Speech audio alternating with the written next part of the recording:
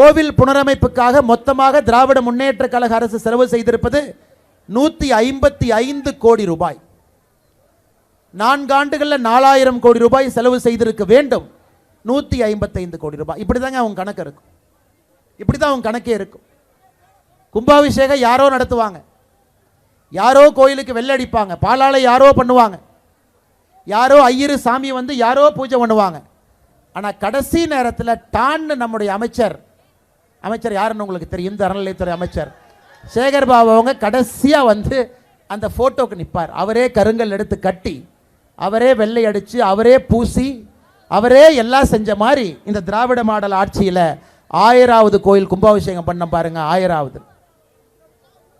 இதை யாரும் நம்ப போவது கிடையாது. அது இவங்க ஆட்சி இப்படி தாங்க இருக்கு. ஒரு சாட்சி, ஒரு சின்ன கிரும்பை எதையுமே கில்லாம கடைசியா வந்து போட்டோவுக்கு நிற்பது மட்டுமே திராவிட முன்னேற்ற கழக அரசினுடைய 4 ஆண்டு கால சாதனையாக பார்த்து கொண்டிருக்கின்றோம்.